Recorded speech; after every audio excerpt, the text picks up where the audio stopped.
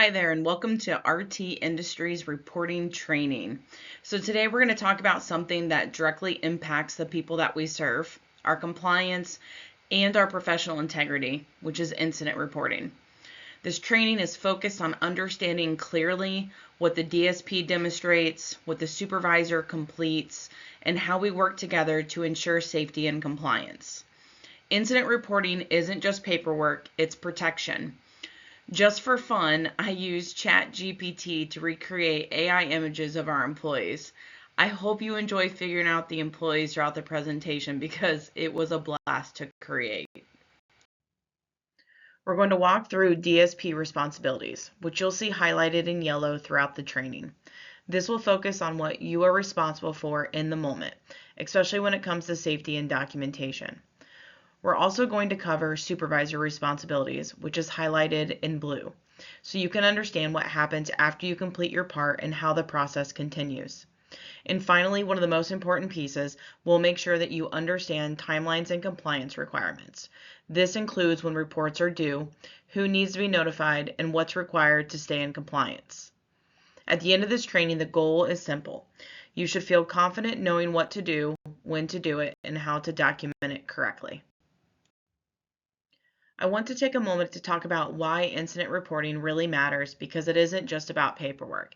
It's the core, and incident reporting is about the people.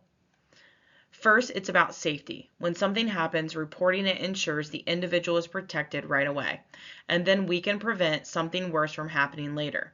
One small incident, if ignored, can turn into something much more serious. Second, it's about prevention. Every report tells a story, and when we track incidents over time, we can identify patterns, like repeated falls, behavioral triggers, or medication issues. That allows us to step in early and put supports in place. Good reporting helps stop incidents from happening again. Third, it's about accountability and transparency. We are responsible for the care and safety of the individuals that we support. Accurate reporting ensures that supervisors, guardians, and oversight agencies all have a clear understanding of what happened. There are no gaps, no guessing, just facts. Fourth, it's about protecting you. Your documentation is your record.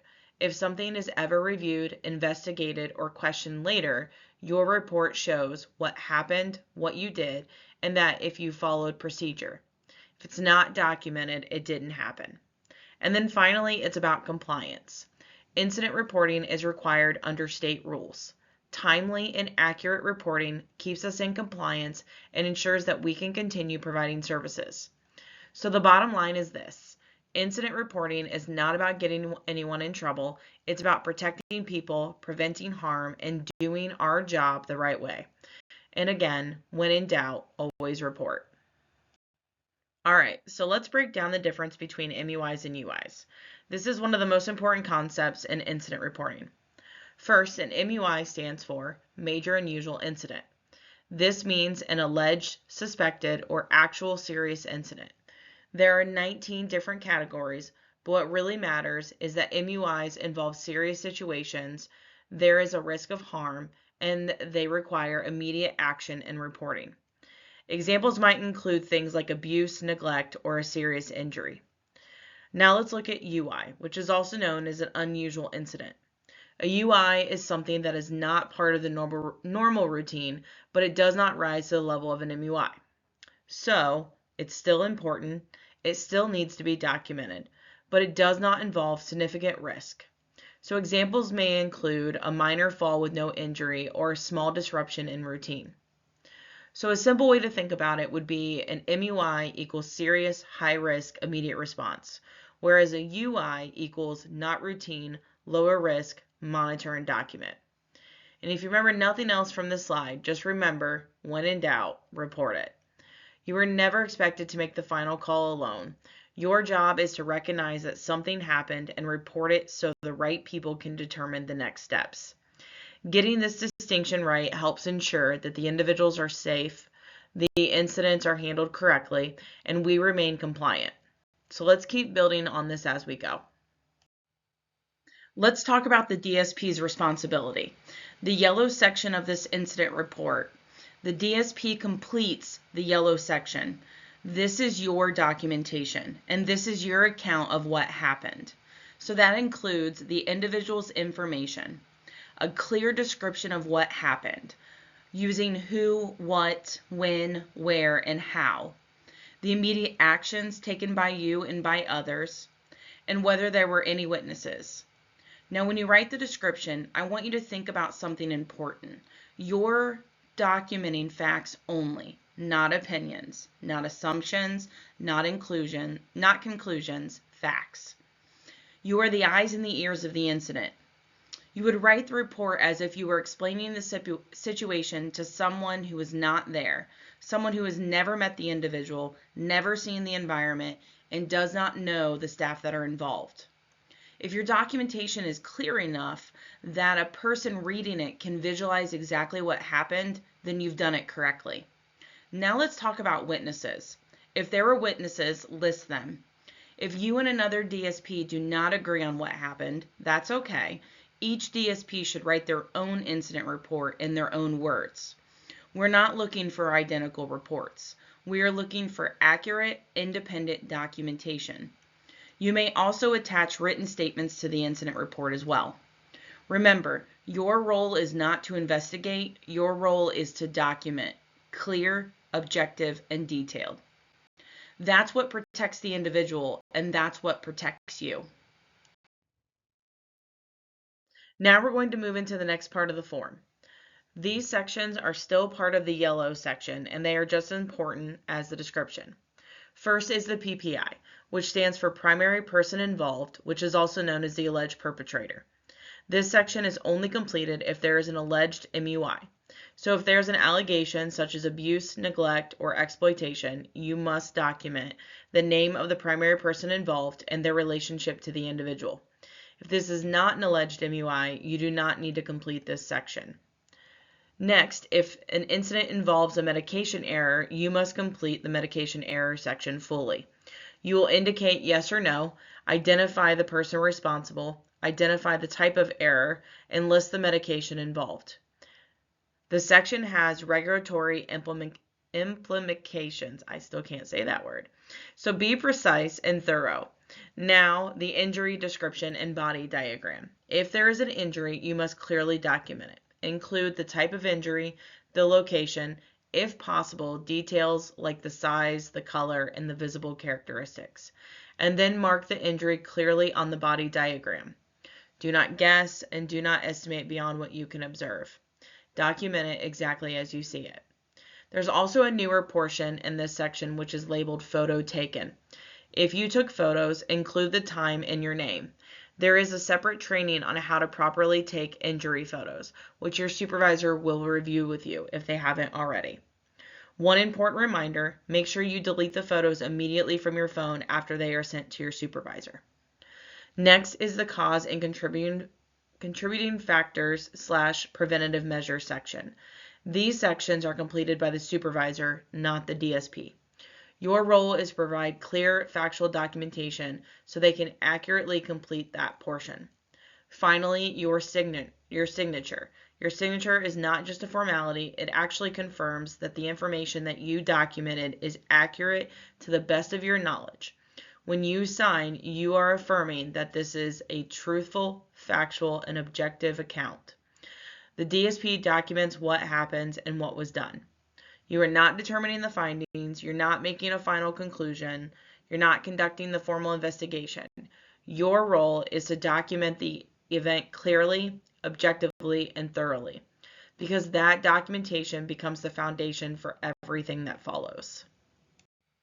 Now let's talk about quality, because not all documentation is equal. Your documentation must be objective, clear, thorough, fact-based, and the objective means you write what you observed, not what you think happened. Clear means someone reading your report understands exactly what occurred without needing to ask follow-up questions. Thorough means you don't leave out key details. And fact-based means observable information only. So let me be clear about what documentation is not. It's not opinions, it's not assumptions, and it's not diagnoses. For example, instead of writing, "he was being aggressive," You would write, he raised his voice, clenched his fist, and threw a chair. Describe the behavior, don't label it. Include what happened before the incident, during the incident, and after the incident, because the context matters. Ask yourself, if someone reads this report 6 months from now, someone who wasn't there, will they be able to clearly visualize what happened? If the answer is yes, then you've done your job well. Strong documentation protects individuals. Strong documentation protects staff. And strong documentation protects the organization. So shifting to the supervisor role, which is the blue section, once the DSP completes the yellow section, the supervisor steps in. Supervisors are responsible for reviewing the report for accuracy and completeness, confirming the correct MUI or UI classification, completing all required notifications, ensuring regulatory timelines are met, and completion of the causing contributing factors, preventative measures, and further administrative follow-up. A supervisor may request the DSP to complete the causing contributing factors and preventative measures. They will then sign administratively. The supervisor is not rewriting the DSP's report. The supervisor is ensuring compliance. This includes verifying that the description is objective, required sections are completed, witnesses are listed, injuries are documented properly, the classification is correct, the DSP documented the incident, and the supervisor ensures compliance. That distinction is critical. For certain major unusual incidents, notifications must happen quickly and sometimes urgently. Supervisors are required to ensure that the guardian, SSA, County Board Investigative Agent, RT internal routing, and other providers are notified. Law enforcement and/or children's services are contacted if required. The nurse is notified if it's applicable. And some MUIs require notification within 4 hours of discovery. The 4 hours are not flexible and will be considered a failure to report if the time frame is not met. These timelines are not suggestions, they are regulatory requirements by the Department of Developmental Disabilities. Delays in notification can result in compliance findings, citations, and risks to the individuals. So let's talk about critical timelines, because this slide matters. And timelines are not just administrative details, they are regulatory requirements, and they are monitored. So let's break it down clearly. First, certain MUIs require a 4-hour notification, and that means within 4 hours of discovery. Not 4 hours of paperwork, not from 4 hours of discussion. It's 4 hours from when we become aware of the incident. This typically includes serious allegations such as abuse, neglect, exploitation, significant injuries, death, law enforcement involvement. If you are unsure whether something qualifies, notify your supervisor immediately. It is always better to over-report than under-report. So next, the written report must be submitted by 3 p.m., and that time frame is not flexible. If the incident occurred the same day, we are expected to move quickly and ensure that documentation is completed and routed appropriately. This is why DSPs must complete their section promptly. Delays in documentation create delays in notification, and delays create compliance risk. Now, with an unusual incident, they must be reported within 24 hours. And that means the documentation and internal reporting must be completed within that time frame. Waiting until the end of your shift is not acceptable. Timeliness communicates professionalism, organizational control, respect for the individual, regulatory compliance. So let me say something important here. When timelines are missed, it does not just reflect on one person, it reflects on the organization. And more importantly, it can delay protections for the individual. So here's the mindset I want everyone to adopt. If something happens, act quickly. If something might be an MUI, notify immediately. And if you're unsure, escalate it. Speed does not replace accuracy, but accuracy must happen within required time frames. Strong agencies are not just accurate, they are timely as well. So let's talk about a scenario. An individual falls and hits their wrist. There is no head no head injury, no ER visit, would this be considered an MUI or a UI? And who completes which sections? What would make it an MUI versus what would make it a UI? What factors would change that classification?